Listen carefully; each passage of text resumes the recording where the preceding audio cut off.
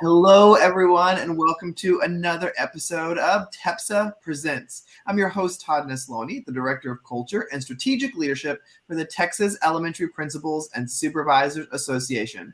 I am so excited to bring you another one of our wide-ranging conversations today. And today we're talking about leading through difficult times. I think a topic probably everybody can associate with after the last 2 years minimum that we had in this career. But today I invited elementary principal Julie Bloss, one of my favorite people. Now, she's not from Texas, so you Texans, we got to show her some love. But I absolutely love her and the work she does. So Julie, tell everybody a little bit about who you are. Well, thank you for saying that. I'm Julie Bloss. I'm an early childhood principal from rural Oklahoma, and I serve about 300 to 350 4- and 5-year-olds, depending upon the year. And I'm just so grateful to spend time with you today. So thank you for the invitation.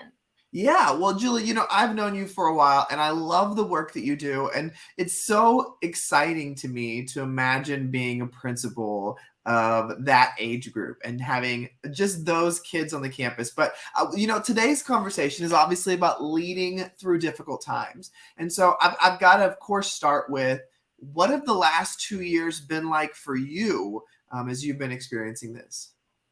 I know everyone has struggled. Everyone has carried some burden at their school. And of course, however, COVID has affected their personal life.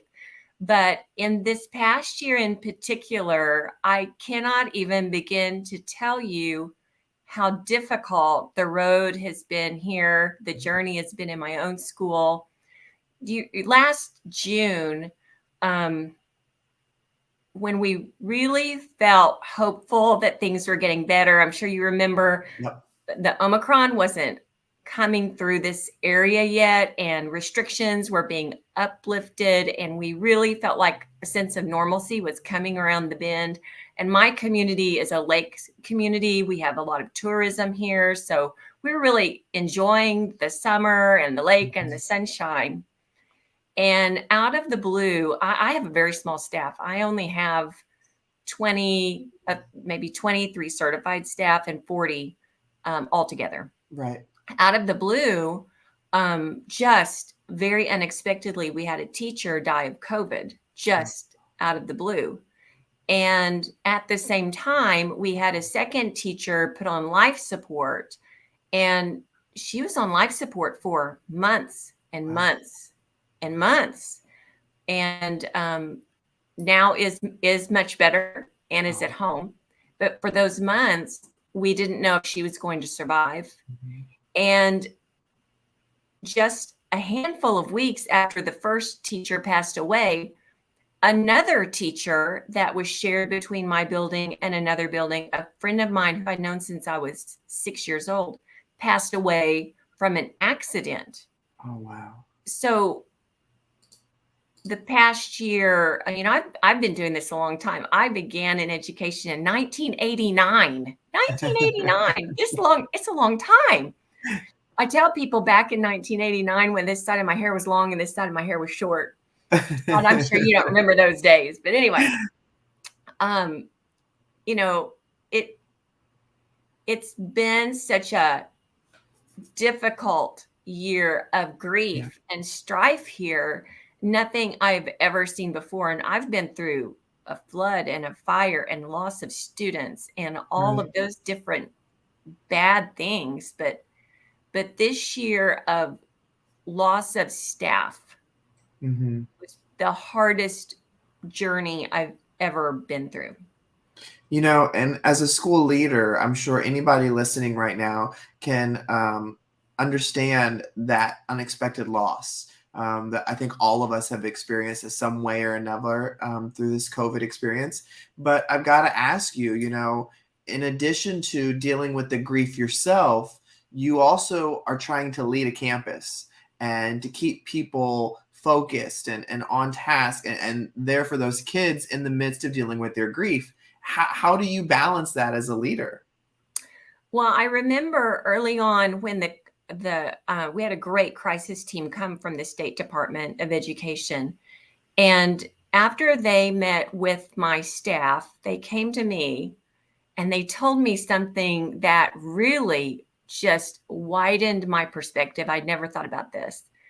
They said, Julie, your staff needs to know from you, permission from you, that it is okay to not be okay. Because I think in the past as a leader, I had these great role models, these strong role models, almost like superheroes that would guard the gate, guard the building, and take the bullets for the building. No matter what would happen, they didn't show their emotion, or they would deflect, and just keep business going on. Yeah. But my staff needed to know that we were not going to hide our feelings, pretend things were fine, that we were going to show our community how badly we were hurting, and that it was okay to not be okay. And we were going to go through that together. And I personally, I grieve hard and deep, but at work, I tend to take care of business and keep that very private. But I knew that I needed to grieve alongside them and to let them know that we weren't going to pretend things were fine. Yeah. Fine is really that acronym of frustrated, irritated, neurotic, and emotional. We were a mess. I was a mess. Yeah. And we were just really going to strip away everything that was not important and take care of each other and love our students. And it was very bold. Yeah. Because any and everything I could take off the plate, I did. Right. And together, as in PLCs and in grade level meetings, we really got down to what was important, and we had to keep, of course, instructing students was number one. Right. But all of that other stuff that we just pile on and do, we didn't do. Right. We just didn't have the energy to do. Yeah. I remember in your book, and Kids Deserve It, when we talk about, when things happen at home and you leave it in the car and you kind of soldier up and you go to school, we didn't do that. Yeah. Because the trauma had happened in our school. Right. So we couldn't leave it in the car. Right. And so we just brought in a lot of professionals to help support and did our best to love each other and love our kids.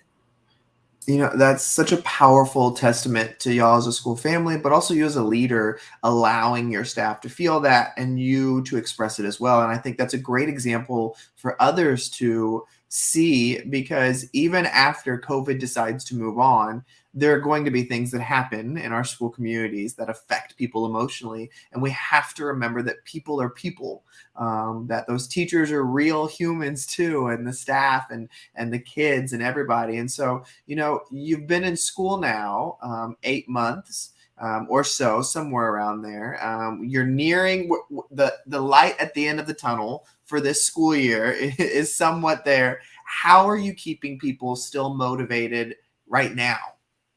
Well, one thing that I would say, whether you're in a difficult time or not, our community where I live is so giving. And especially during COVID, when families haven't been able to come into the building and in the middle of a crisis, people want to help. Yeah. People want to help. And they're always saying, how can we help? How can we help? And I just keep saying, encourage us, encourage us, encourage us with your words, encourage us on social media, encourage us in your social groups, encourage us in your civic groups, encourage us with your words, lift us up in your prayers, feed our souls, feed our souls and feed the people. Yeah. Bring the treats and the sonic drinks and food and all of those things, feed the people.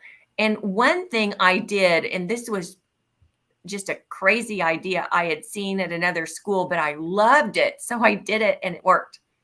I reached out to one of the tribal nations here that I really didn't know, I'm not a member of very well, but I sent a letter to the chief himself. And I told him, I just opened my heart and I said, we're having a really hard year. We're having a Yeah. hard time here. And here's what's happened. And here's the story. And within 15 or 20 minutes, I got an email back from the chief. And we kind of corresponded back and forth. And I said, here's my idea. If you have money, could you help us? Yeah. I didn't have money for this idea. And he said, I will. And within 2 days, Amazon Prime sent me a massage chair for my staff. And we created just a little quiet spot. Yeah. Just a little spot where when you need a minute, and who doesn't need a minute? Right. I mean, it is like the high dollar chair. Yeah. Kind of maybe some people might think that's hokey, but sometimes you need a minute. And I had noticed last year when I went on tour to help find the National Distinguished Principal, or Principal of the Year award, in all the schools that I visited, the faculty bathrooms were amazing. I've been in this school 15 years and our bathrooms were prison gray. Right. And I thought, this is the year. We're going to overhaul these bathrooms. Like, we're going to invest and do things for the staff to show some care. Yeah. Like the good toilet paper and the smell good stuff and the nice soap and nice sayings on the walls that are not toxic positivity, but they're kind. And they say things like, it is okay not to be okay. And it's okay to have a bad day. And we're doing the best we can with what we've got. And that's just all right, Yeah. And so I think just really being thoughtful about what you can do to raise up and care for each other. Yeah. And also putting into practice those processes so that everyone knows how to do each other's jobs and duties. Right. So that if somebody's having to fall apart or somebody just can't make it to school, that we can step in for each other. We can cover for each other, because we still had school and we still had COVID and we still had sick people and we had people so deeply grieving. We lost so many other people here as well this year that it just was just an incredibly difficult year. And I'll tell you the boomerang effect, which will just take your breath away probably, is in January of when we came back from Christmas break, I called a staff meeting. This is something I never thought I'd say to my staff. I called them in, the day you come back from Christmas break, and I said, I'm going to have to leave. I have to leave school, and I don't know when I'm coming back. Right.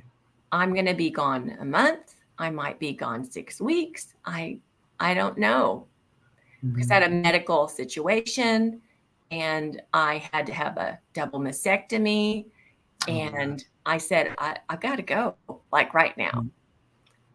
And while I was gone, this building led itself. And learning continued. And they continued loving students and supporting each other. And when I came back, which was just a few days ago, I didn't have any emails to return. I didn't have any phone calls to return. I didn't have all that stack of mail. I mean, they did it because they led me through a difficult time. Right. It was like a boomerang effect. Right. Because we had spent all of the time investing in the processes to take care of it. And Todd, I'll just end with this. I think that one of our number one jobs as a leader is to teach our staff to become leaders. That's how we fix the principal pipeline. That's our job, is to raise leaders. And when I leave or when another principal leaves, the school continues. And I'm so proud of my staff because I went through a really tough time and they led me through. And I didn't have to worry about all of those things.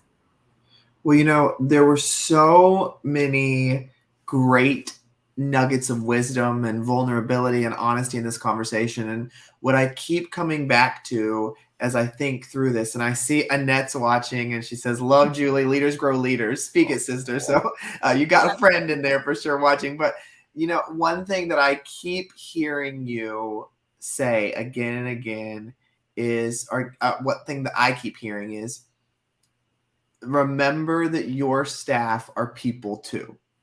And I know we mentioned this earlier, but every single example that you talk about, every conversation that you have, it's very evident that that you're a human being. You have fears, you have struggles, you have bad days. You're not just this adult who needs to come in my school and teach, or who needs to come and clean the toilets, or take this group of kids for an intervention. Whatever it is, I see you as a person. And I think that as we lead through difficult times and have trials that arise, when we're that kind of leader, like what you're emulating, then we see all of those things fall into place. We see campuses that can keep running when things happen, that come together in those difficult times. So that is such a powerful real life example, that you're just not saying, well, this might work. It's like, no, I live this. I'm still living it. And so, Julie, I admire you, and I thank you so much for coming on and sharing with all of us here at TEPSA. Well, thank you. And it's so great to spend time with you.